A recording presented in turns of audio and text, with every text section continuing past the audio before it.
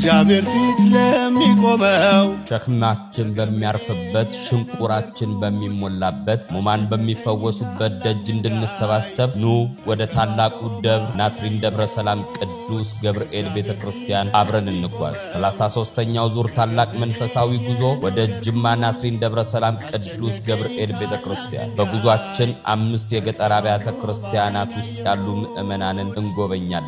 ስለ ገጠሪቱ ቤተክርስቲያን ግንዛቤ እንለዋወጣለን።